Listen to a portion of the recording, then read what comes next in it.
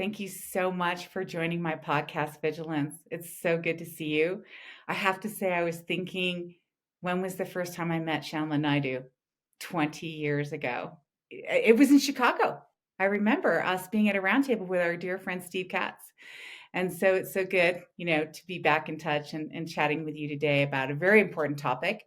My group of CISOs are really focused on their liability around risk, especially with the SEC taking some actions. I want to talk about that. I think it's super interesting and relevant for you in particular, not only because you've been a CISO for a long time, but you have a law background, right? So you went to law school, and the combination of the two, I think, is perfect for this podcast. So why don't you just take a moment and tell us a little bit about yourself and what you're up to? Absolutely, Pam. It's so great to be here and always happy to be supporting this community. As I'm in a kind of semi-retirement portfolio right now. I have a couple of public company boards in my portfolio. I do work with a cybersecurity startup, a very, very great platform security company. I also teach emerging technology law and policy. I teach global privacy law at the University of Illinois in Chicago. And so I got, a lot of different things in my portfolio. I do some coaching, I do some, teaching. And so I'm bringing all of the things I've learned in my 42 years of working in technology to the discussion. Every discussion that I have, I'm bringing the legal and regulatory perspective. I'm bringing the technical and the security perspective. I'm bringing, the economic perspective. What makes a good company? What makes a company successful? How do CEOs think about growth and performance and the boardroom conversation? So I'm bringing all of those. And really, it's a fascinating place to be. And honestly, I wish I knew what I know now when I was a practicing CISO. I think I would have done a lot of things a little bit differently. Love that. Love that. Yeah, that's great. It's a convergence, right? Of all these different aspects. That's a whole nother podcast, honestly, is what do you do in the boardroom? But we'll leave that for another time. So yeah, so back to our topic today, which is really around the SEC's legal actions on CISOs and what sort of risk that poses for our community. And I deal in only in Fortune 500, but it really is true for any CISO. And the questions that are being asked of the community is, can they go to jail? Can they be convicted? How do they avoid that? Should they resign and find a different job? I'm not kidding. They're asking these hard questions. The last thing we need is fewer CISOs. So I think if we can dissect this and figure out, what they can do better or what they should be doing differently, or really how big is the risk? Because maybe it's not as big as they're making it out to be. So I would just start with, how big do you think the risk is? Well, look, Tam, the first thing I would say is the risk is big, right? We should not ignore the fact that CISOs are in a chair today that has so many different moving parts. So the risk is large, there's no question. However, it's not that hugely different from the risk a CEO takes, or a risk that the CFO takes, or a risk that any other business leader takes. So, I think within the context of the job, there's no question this is a hard job, but it's not unique in its exposure and its risk, right? We saw CEOs get, handcuffed and taken off to jail. We saw CFOs get charged over the last 2 decades. And so, CISOs are not immune to those same types of actions. So there's no question that the risk is big. Can we do things about it? There's no question in my mind that there are actions we can take, and there are actions we can take personally, and there are actions we can take professionally. We do need to separate those because right now there's so many conversations, and the conversations seem to be converging in ways that are unnatural. Your professional profile operating, in your role is very different from the personal liability and the personal accountabilities you have. And if we can separate those, I think you need to have an action plan for each. The action plan has to be well thought out. And so, I think we should talk about that because the people in this community are my people. They're my peers. They're my colleagues. They're my friends. And I want to make sure that, that people are looking at this in the right way. The good news for me is that I'm on the board of a publicly traded insurance company where we cover some of these risks. And so, I can even bring that perspective to the discussion. Because I think that is a big part of the discussion.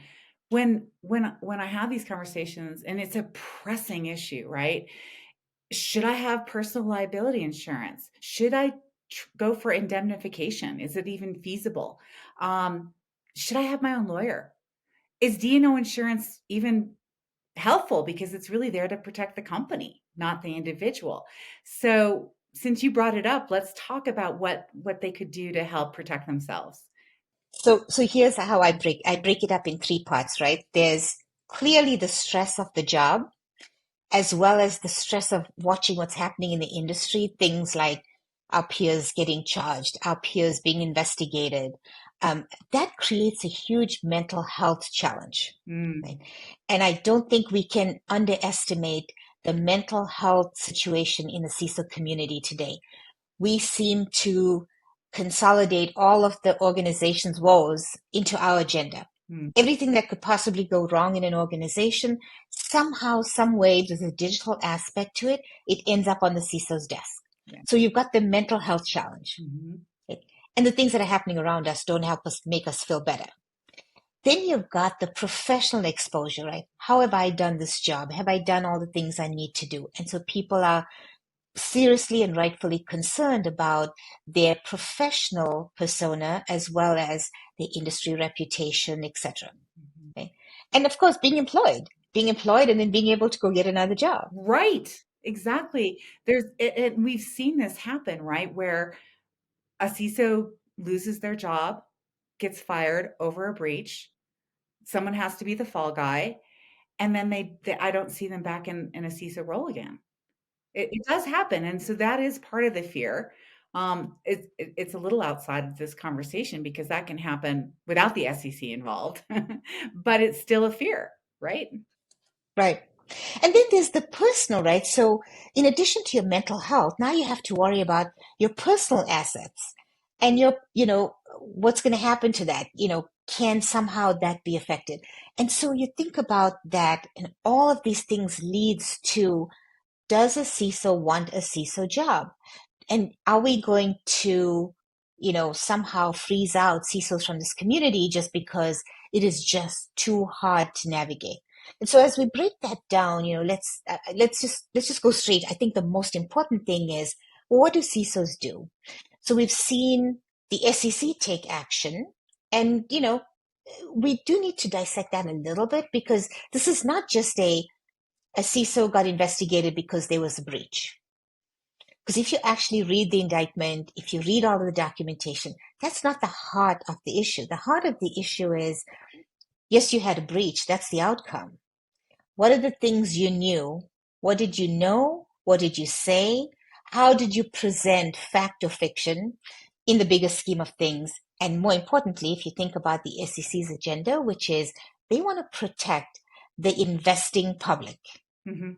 So their position is what you said or what you did harming the investor public? If so, they have to take action on behalf of the investors and for the protection of the investor. So, you know, that is a challenge because they have a role to play. And of course, the CISO is in the crosshairs, not only because they may have caused or created or supported a breach from occurring, but rather they might actually know things that could help an SEC investigation that might actually shed light on what exactly happened. So here's what I would say. There's probably a couple things that CISOs need to do. And we can talk about the insurance piece, but insurance is like your last frontier. It should be the last thing you look at to transfer your risk. Before you even think about insurance, you should be thinking about, how do you do your job? And I tell CISOs all the time, do your job, do it well, be competent, make sure you have the skills to do it, make sure you hire the people to help you do it, right? So do your job, no more and no less, Yeah. and do it well. How are you going to do that though is always a challenge, right? So to me, your job description should be clear, expectations should be clear. You should have your job description nowadays should read like a grocery list. It should not just be a random, generic, nice, here's a greeting card. It should be like your grocery list. 1 times milk, 2 times bread, 3 times cheese. It should read that way, and the CISO should execute on that list. Like I said, no more and no less. If you are doing things that are not on the list, make sure that there's a record of it. If you're making a decision that's outside of your job description, don't do it alone. So that's what I tell people. Do your job, do it well, no more, no less. Now, there'll always be some exceptions. Someone will tell you to do something and it's not in your job description. You don't say no, but you should bring other people into the conversation to make sure that you are not the decision maker on things that are not your accountability. Mm-hmm. Right? Have other people share in the decision making, but also, provide an extra voice. Now, things will go wrong. We know that. We live in the real world, right? It's never as perfect and as clean, so things will go wrong. What happens when it goes wrong? I think the first thing that a CISO should be looking for is indemnity. Indemnity is going to provide them by saying, I am doing my job. I am operating within the scope of my duties as assigned by my job description and any other kind of organizational structure. I'm doing my job, and when I make decisions within the scope of my responsibility, I should be held harmless for the decisions I make because I am making it on behalf of the organization with authority that has been delegated to me. Yeah, and you make such a good point, and I love that you brought up indemnify because this comes up a lot.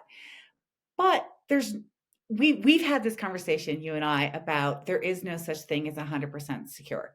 You could spend every, I think if I can quote you, you could spend every penny of our profit and still not be secure.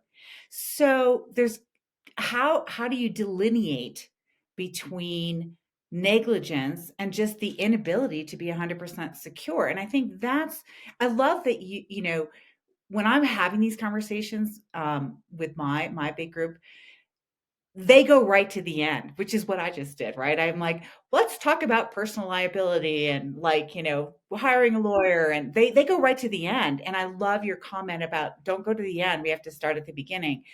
But how should they think about whether they're going to be held negligent? How does the SEC or anybody decide, or authority decide negligence?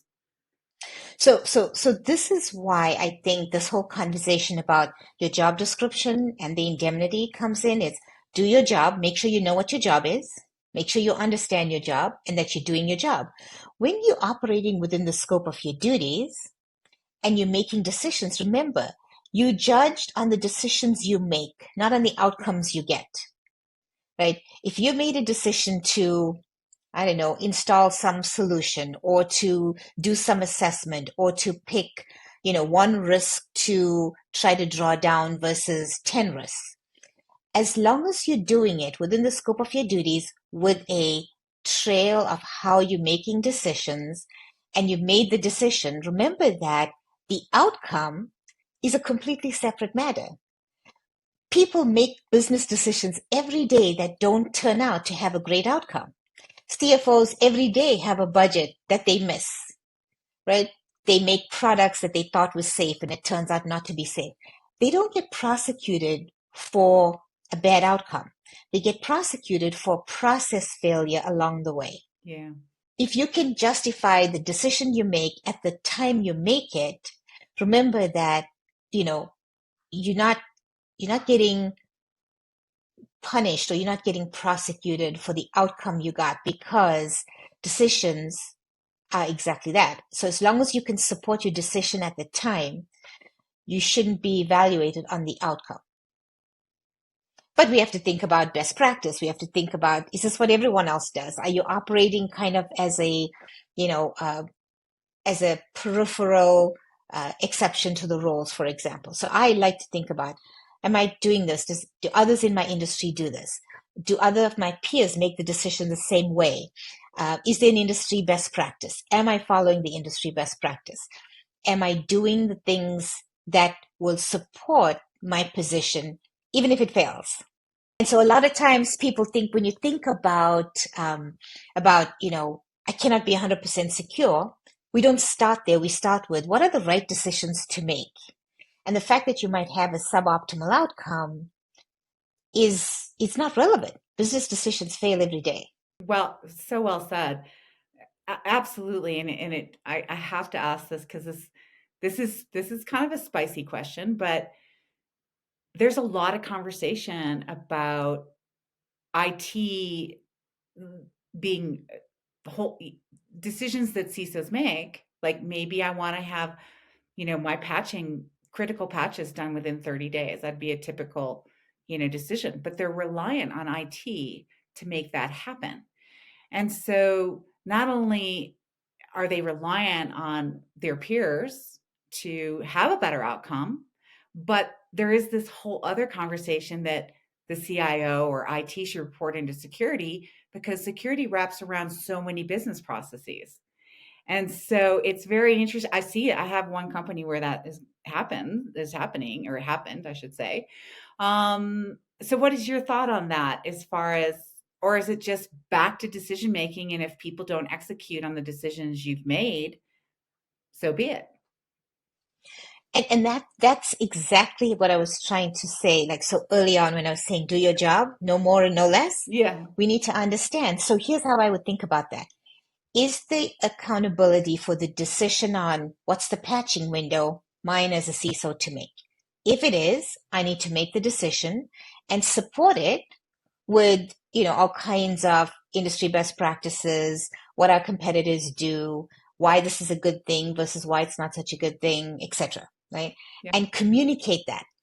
And so to me, we always in a position of influence versus in a position of power and authority. Because really, we cannot make the rest of the organization do the things we want them to do. We'd like them to, but they don't have to, right? So you have to, in your job description, your decision rights should be very clearly defined. Because in the case that you just described on patching, you are an influencer, you are a facilitator, you are creating the structure for what best practice should look like, but you're not delivering it. And we have to make those distinctions. And sometimes, CISOs will just take the responsibility from end to end. And then they struggle to I can't meet the patching window and the systems are still unpatched. And the challenge with that is they've now owned or at least taken ownership for a problem that they don't have any way to deliver successfully and consistently.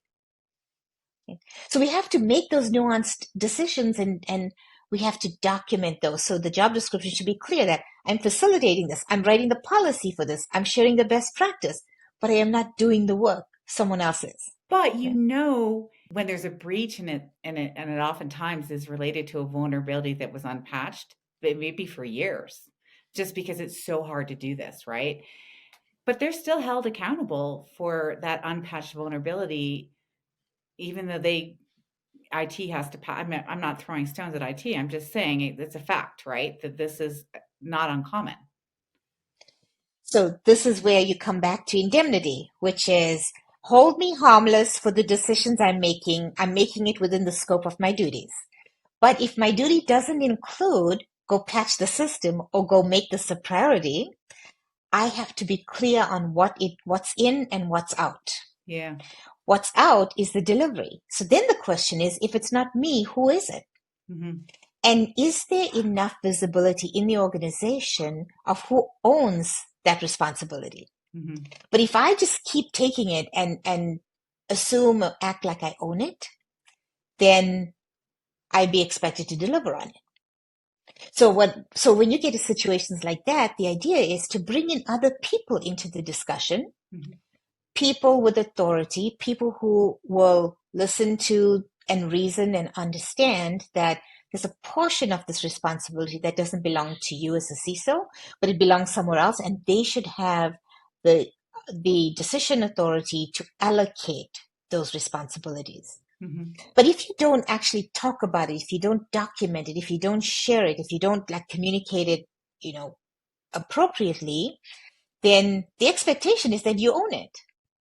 Bring other people into the discussion. You have to, and it comes back to, one of a question that I definitely wanted to ask you, but you just gave me a great segue, is what is that methodology for communication? Is it and documentation? I think there's so much there around, and who are those? What is that room? Is it the audit committee? Is it the board? Probably not the board, but maybe it's too granular for the board. But what's that methodology, and who are those people? And wouldn't it feel good, like if I were a CISO, which I'm not, but if I were a CISO and I woke up in the morning and I could say, I've set the policy that all critical vulnerabilities need to be fixed in 30 days. Here, IT. And then to be able to let go of that heavy weight would be really feel good. And that's what you're saying. You're saying let go. Or I don't Yeah. want to put words in your mouth. I think that's what you're saying. And I'm saying be realistic about what you can truly change and do. But if you act like you own it, then there's an organizational expectation that you do. You own it. Yeah. Hmm. Hmm. Okay. And so, and a lot of times, accumulating all these functions and responsibility and authority brings with it an enormous amount of responsibility. I know this sounds so basic, but it actually is crucial. What is that methodology for, you alluded to, be very clear, like the shopping list about what your responsibilities are, and then communicate that. That's one portion of the methodology. Is there other aspects of documentation and communication that basically in many ways makes you not negligent? Just to come back full circle to what they're worried about, which is, will I be proven negligent and therefore be prosecuted? And so I think, negligence is a whole legal standard, right? And we're not talking law here, but we should actually, I tell CISOs, make sure you have a sit down with your general counsel and your legal team to understand the implications, right? Mhm, Otherwise, we can scare ourselves half to death, and none of those things will happen. You won't go to jail. You won't get prosecuted. You may not even get investigated. mhm. And so, understanding those nuances might be helpful and may actually help relieve some of the mental health challenge and strain here. But simple thing. I talked to a CISO a couple weeks ago, and interestingly, he said to me, he's like, "I don't like RACI." Right? RACI is the the model by which we allocate responsibility, right? Who's responsible? Who's accountable? Who do you need to communicate with? And it's necessary, right? Are there people that just need to be informed about this particular issue? And so when I think about that at its most basic level, every single action should have a RACI that goes with it that says, I am accountable for this, but I am not responsible. Bobby is responsible. Mary needs to be communicated to about this. And, the board or the CEO or some executive needs to be informed about this. We need to be that specific. Mhm. Names, places, times, everything needs to be there. Now, it's a lot of heavy lifting. It's a lot of administrative work and overhead. And you know what? Unfortunately, some of my peers will want to shoot me for this, but we'd like to think that the CISO role is a strategic one. The fact is, it's not. Uh-oh. It is not. It's an operational role that is absolutely essential. It is important. It is necessary, but the work just needs to be done. And so we don't go around stroking our chins, kind of talking about the next big, emerging opportunity. Hmm. We are the cleanup crew. Yeah, yeah. You find the problems, you highlight the problems, you share the problems, you communicate, you talk about it, you lead and guide. That doesn't make you not strategic, but it does, you can lead, but we don't own the corporate strategy. And so as soon as we can actually start to reconcile with that, it becomes easier. Because frankly, nobody wants to manage a whole, docket of work that is listing vulnerabilities and giving ownership to it. But there's no easy way when you're in a position of influence without the responsibility. One of the other things that comes up in this vein, and now it makes me think it's not even it's a conversation, but maybe not a relevant one. And that is that, and there's a cultural aspect here of, you know, do you feel that your organization is going to support you in a breach? And and there's leading indicators if they're not, supposedly, right? And is that even relevant, right? But that conversation, that question comes up a lot. You should be observing your culture and understanding whether it's a culture of support and a breach. And if it's not, you should quit your job. Literally, these conversations I'm having. And I'm thinking, now that I'm listening to you, that should be irrelevant. It's not relevant because here's the thing. How do you know you got the support? You know the support, you got the support when somebody gave you a job description that's clear, that somebody pays you appropriately for the job that you're going to be doing. They give you indemnity for the freedom to do the job and make the decisions that you need to make because you're an expert, Hmm. right? And they say, we will hold you harmless as long as you make these decisions on our behalf within the scope of your duties, Right. right? And then I'd say the last thing is, insurance, right? Yeah. And like we said, insurance is your last line of defense. You only transfer the risk after everything else has failed, right? So you transfer the risk. So what happens? So today there's a lot of conversation about D&O insurance. There is. You get D&O coverage for two reasons. The first is you're a director of the organization. That means you're on the board, Hmm. an internal or external, right? You're either independent or you're an executive, but you are on the board. If you're on the board, you will know it. You get covered. The D&O coverage covers you for all decisions you make, again, within the scope of your duty as a director.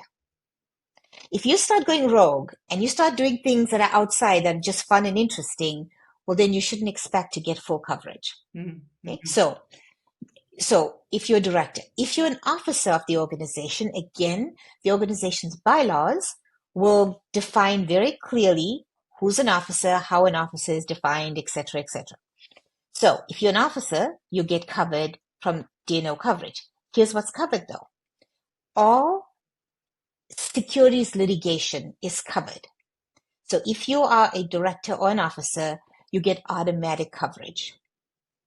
Many CISOs are officers of the organization. Some of them are not.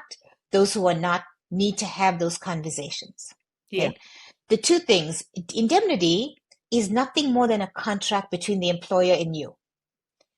You can write up all kinds of terms. You can write up different clauses. You can have different kinds of coverage and protection with indemnity. I'm going to do this and not that. I'm going to do these 5 things, and I want indemnity for those, right? So if the indemnity fails, you want insurance because you made decisions as an officer of the organization. If you're not an officer, you need to have conversations about, well, how do I get that coverage even though I'm not an officer? And sometimes you can become a named beneficiary on the policy. Mm-hmm. Sometimes you can have some kind of separate additional addendum that an insurance company will sell you over and above what they do in their normal terms. So that's how I would know if you support it. If you have the support, you're going to have those 3 It's things. very finite. It's very, Yeah. very definitive. And I will say a trend. Um, I see whether they're an officer or a director or not, they're getting D&O insurance. They're asking for it and they're receiving it. But my understanding, and it's clarified by you, is that D&O really just, I thought D&O was more for the company and they're going to take care of the company first and you're kind of secondary. But, but I like the indemnification first, then you fall back on D&O. Yeah, I like that. And they are getting that. So and I think you're right. That's the leading indicator that they're going to support you, is that they said yes to that. I love that. And what about personal liability? Do you go that far? So you can go that far, but here's the thing. I am yet to find a personal liability policy that will cover me for making decisions in my job. Yeah. Right? So you can have all kinds of personal liability coverage, which you should, but it's because somebody came to your home, slipped and fell on your driveway, and will now expect you to make them whole for injuries they suffered. That's very different to I made a decision in my job, the decision went poorly, the outcome was suboptimal, and therefore I need somebody to make me whole.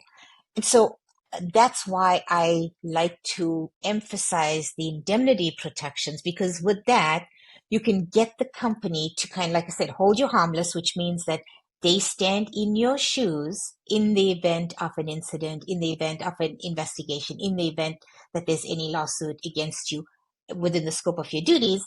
They will kind of basically stand in your place. Yeah. So, and maybe I've read this wrong. So, but I think it's an important question is when the SEC issues a Wells notice, that can be impact you personally, your personal wealth. Is that true? So somewhat, let's talk about that, right? So Wells Notice basically is a courtesy that the SEC gives you that says you are under investigation. And they usually issue a Wells Notice very, very, further along into their process. So it's not like we're thinking of investigating you, but rather you are under investigation. And in that case, you're more likely than not to get charged with something, right? The Wells Notice is a courtesy notice that tells you that you're under investigation and gives you an opportunity for some number of days to respond with any information that you think they might need to know. For example, I am indemnified. When you investigate me, you actually are, you should, I am covered by the company. So the company is standing in my shoes, for example. But there's all sorts of other things that you can respond to, anything. You can tell them anything you want to or not. The Wells notice is not, it's not, it's a administrative step. So it's not going to somehow impact you financially or personally. Here's what it will do. If you decide that you want legal representation, to have that communication with them. That's going to cost you money. Someone's going to have to write a check. Who's going to write the check? Again, do you have indemnity? Do you have insurance coverage? Yeah. And then that's when you kind of activate that, right? So a Wells notice by itself doesn't make you poor. A Wells notice may require you to find funding to support that process of responding and reacting. Now, of course, as an investigation progresses, you may get interviewed. You may have all kinds of other steps Hmm. where you might need legal representation. That pretty much is the extent of the additional cost. That could run up pretty quickly, Yeah. right? We know that. We see that go to seven figures very, very quickly. You don't have to go very far to actually see how much money gets paid to lawyers for those kinds of things. So that's how it impacts you. But on its own, it's not a penalty. Now, if you decide you're going to settle, that might actually need you to write a check. If you decide that you're going to settle with them so that the investigation doesn't go any further, sometimes they will, sometimes they won't. So that's how I think about the Wells notice. Yeah. And that's so clarifying. Thank you. That's super clarifying. And I will say, we've had some situations, I don't need to name them where that's happened, and that's created a fire, like almost across the security, the CISO community. One or two or incidences has just now everybody's thinking about it, and they're like, I should be paid more because my risk is so high. So it sort of leads to all these other adjunct discussions about, am I've literally had CISOs say, I don't get paid enough to carry that level of risk, but they're taking one or two incidences and assuming, because if we said, one or two people got in a car accident, I'm really worried I'm going to get a car accident, we just wouldn't have that same reaction. But now there's just this, and maybe it's legitimate to be that worried. but I think you've given us enough facts that to sort of lower the temperature of the fire. And you just think about this, Pam. We are wired to have flight or fight Yeah, responses, right? Our brains are wired in that way. And for a CISO, you don't have those distinctions, right? We don't have when you're walking down the street and a bear jumps up at you, you know it's a bear, you know you're under threat, you know you have to flee, right? For a CISO, everywhere you go, every side you turn, there's a bear. right. And so That is so And, true. and so the question really is like, when do I fight and when do I flee? And and so it's this compounded stress, this compounded kind of mental health reactions is causing us, I think, to overreact in some ways and maybe react or underreact in others because we no longer being as rational as we need to be Yes, because there's too much stress. Just think about this, right? So the SEC are not bringing the lawsuits or the cases that they have because somebody had a breach. right. Good point. The foundation is not the breach. The foundation is, yes, you had a breach. What did you say about it? What did you know about it? And was it inconsistent? So why did you say one thing and do something else? So Hmm. it's the inconsistency that leads them to be suspicious about, well, were you hiding something? Were you hiding it deliberately? Were you being malicious in hiding it? And so, I think the community has to start thinking more rationally about this, or else we'll do a couple things. We might price ourselves out of the market, or we might actually force the organization to look at us again and go, what does that person in that function and that role do for us again?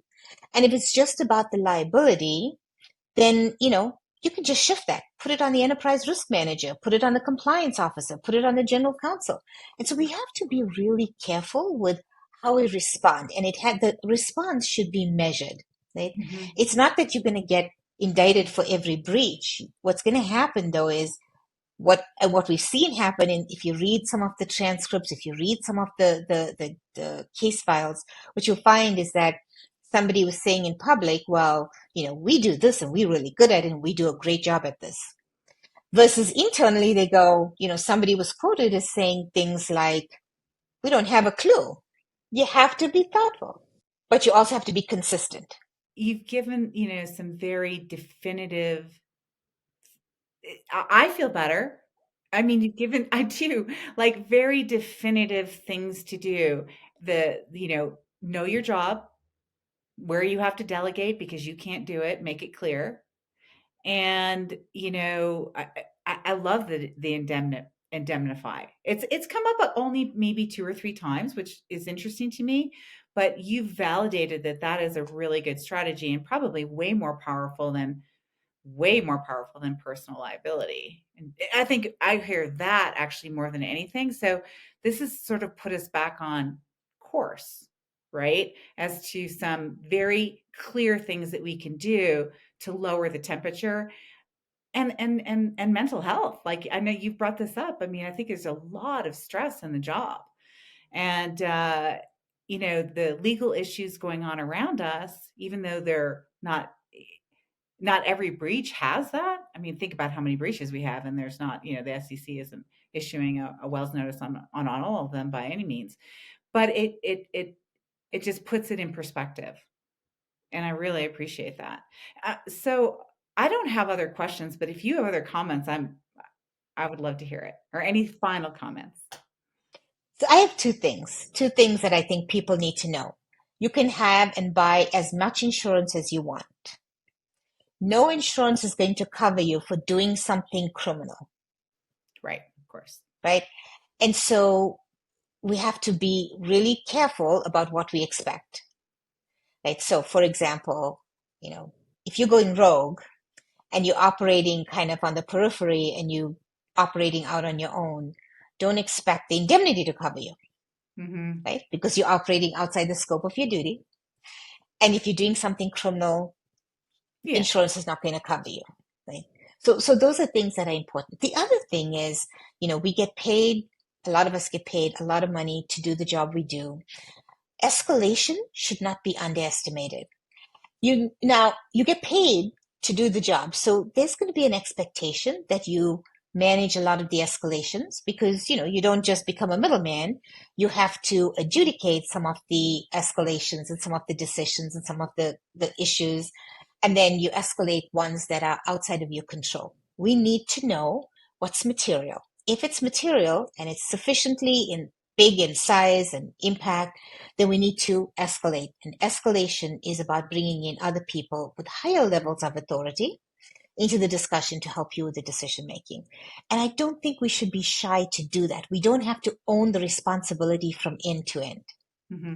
So those are the two things I would just say, be careful that your words and your actions match, that Mm-hmm. what you say publicly and what you say privately, that they match, that if you're operating and you're going rogue, expect to be left out to dry, and then escalate thoughtfully, carefully, just like a strategic leader would.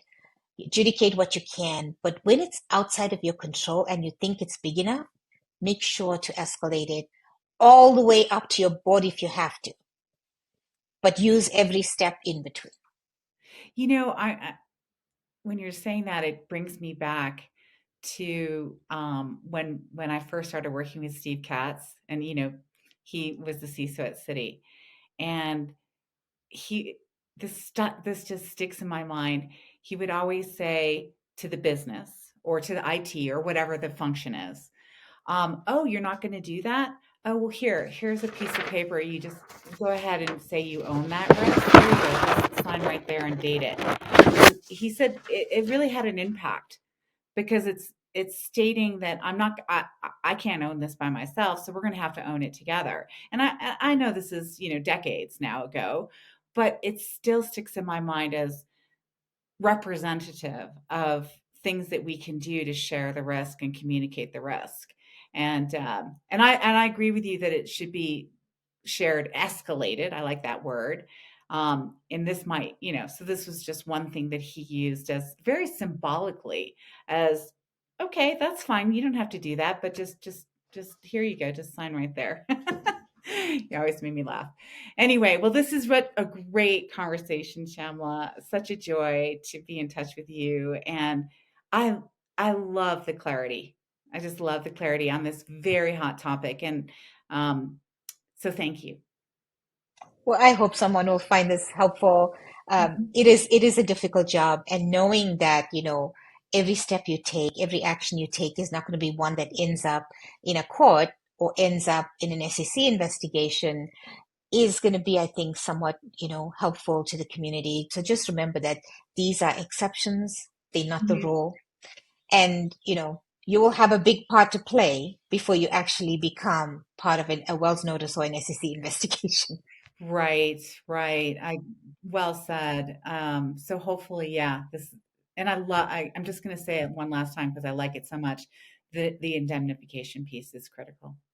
Yeah. So thank you.